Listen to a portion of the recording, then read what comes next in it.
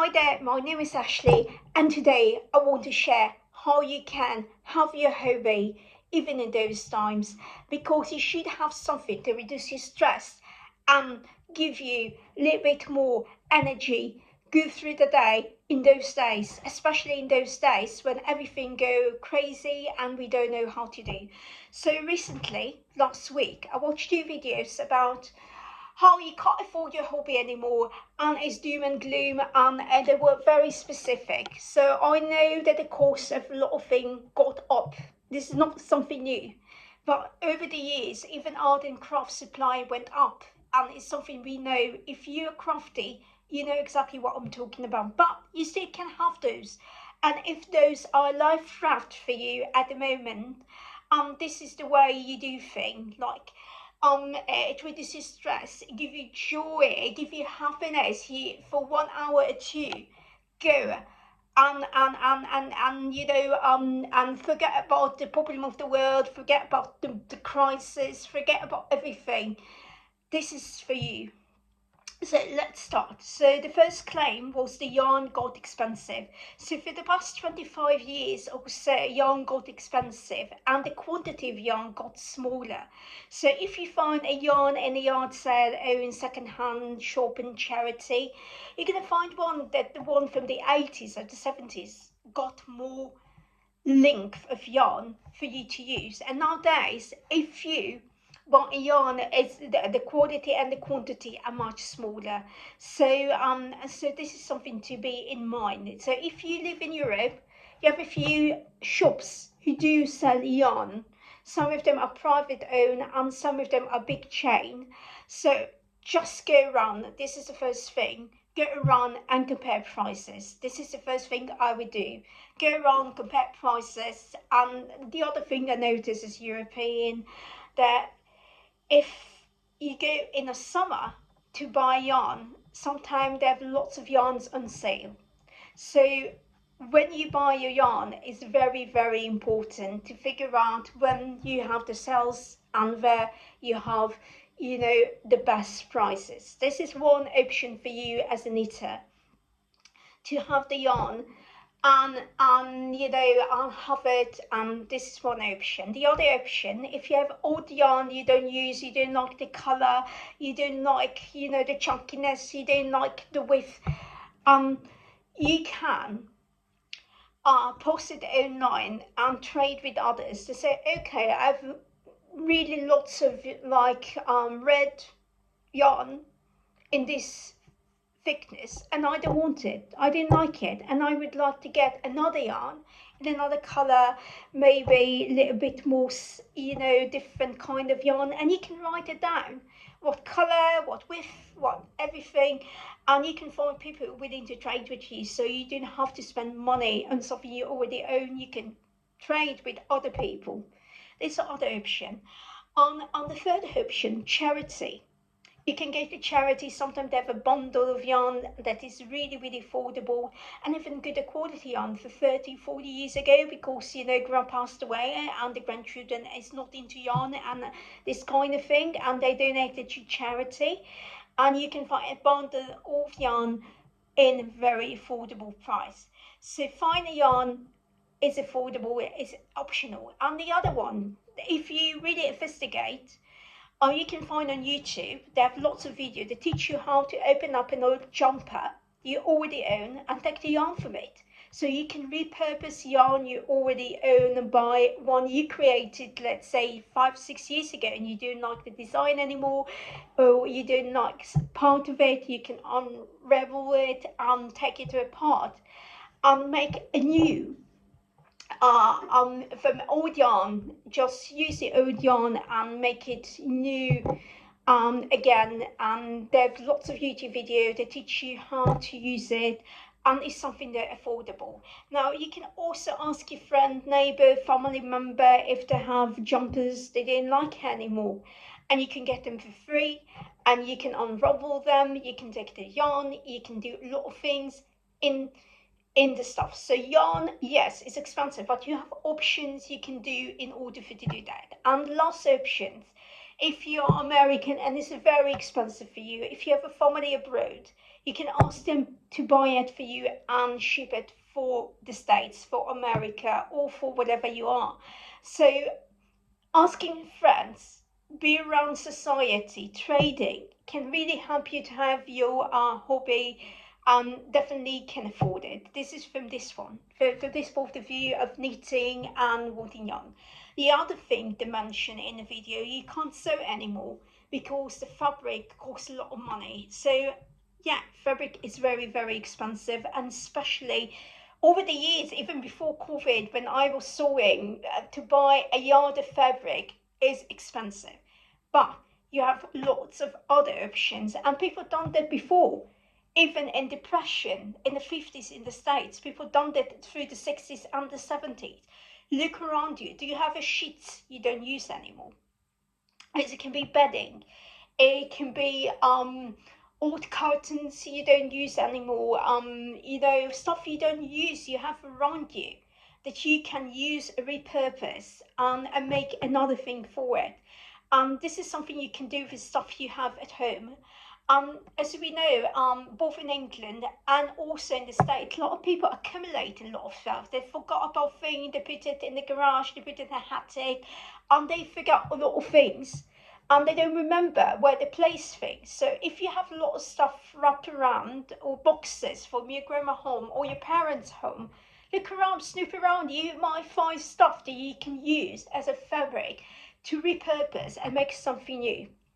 And another thing, you can ask for your friends and family. Here again, ask if they have sheets they don't like, if they have stuff they don't use, and you can repurpose them. And for years, because buttons are very expensive, if you go and buy buttons separately, they're very expensive. You can pay €2-3 for one button. Over the years, I would go to the Camden Town or other markets where I was living, and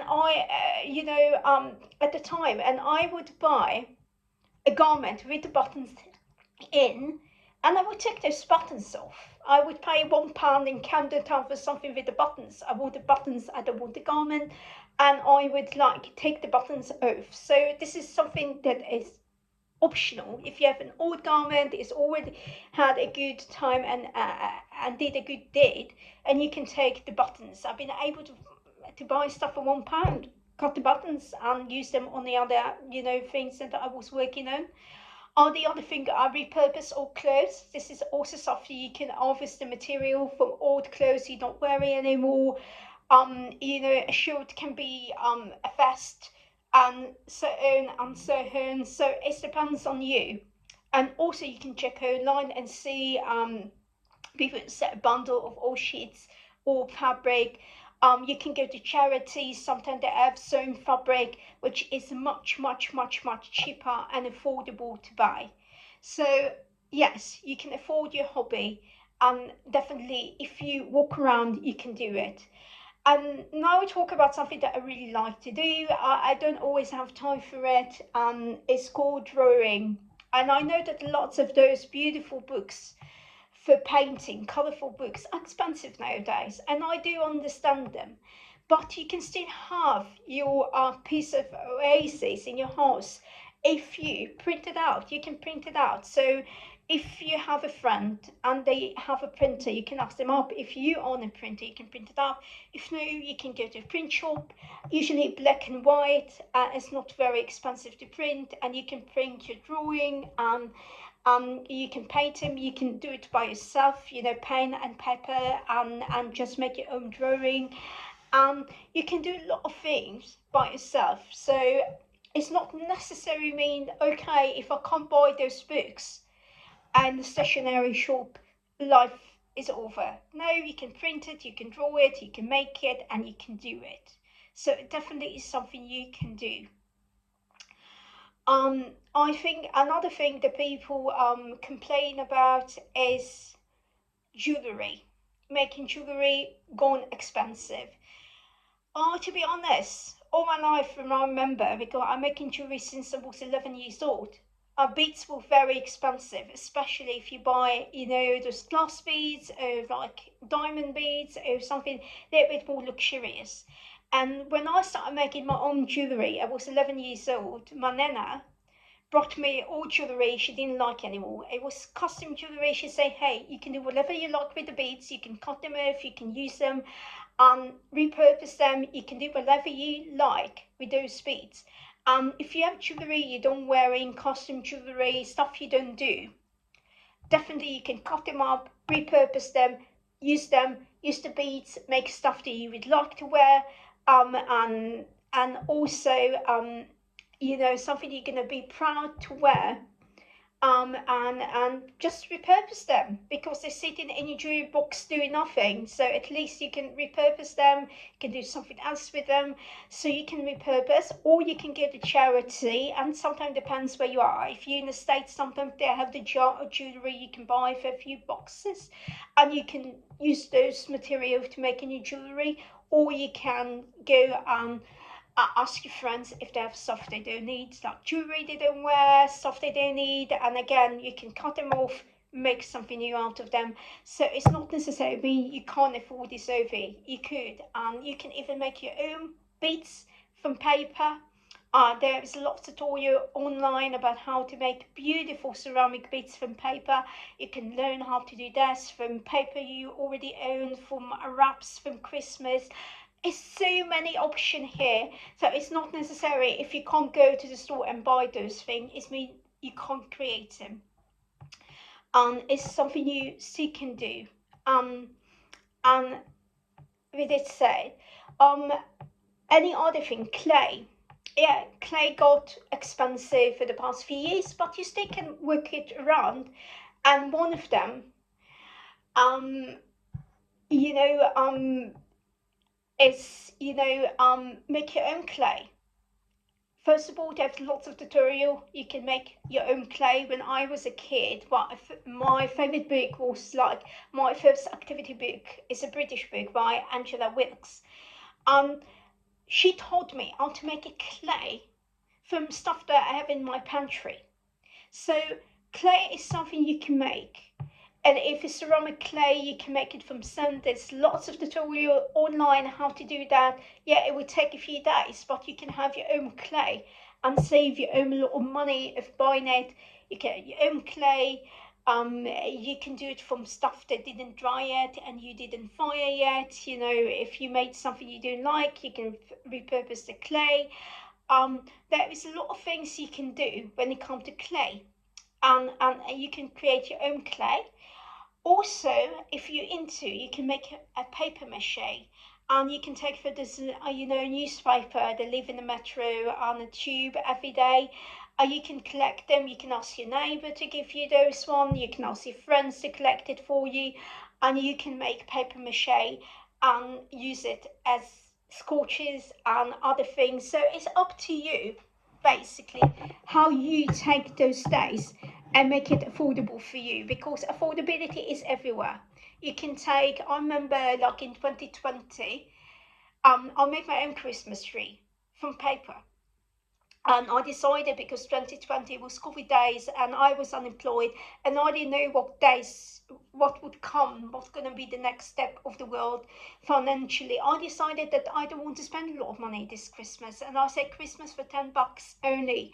And I've been able to repurpose stuff that I had at home and made Christmas tree for them, and Christmas ornament from wallpaper. And this is so many things you can do that you have at home that you don't have to go specifically and buy. So if what makes you joyful is art and craft, don't stop it. Continue doing it, because this will relax you, give you energy, give you a little bit more, we need now more optimistic, view of life, because it's not easy for everybody, including me, but it's affordable. Depends on your approach. You can do whatever you want and whatever you like, but it all depends on you, what you're willing to do. So if you're willing to see and say, okay, maybe I'm not going to be able to buy it, but I can find a way to make it, because art and craft and my hobbies give me peace of mind. And peace of mind is the most important right now. To be calm and find your peace of mind in art and doing and making it really going to reduce your stress, because as I listened last week, I was watching a video with Adonis Saint Germain. They say you didn't create the problem, it's nothing you can do to solve it. And we as a human, we think, oh, we can solve the problem, we're going to push, we're going to pull. No, it's nothing you can do. So if art and craft is your life raft at the moment, is giving you, like, you know, the support, the joy, the happiness, and it reduces stress in your life, don't give up on it. Find a way to make it work.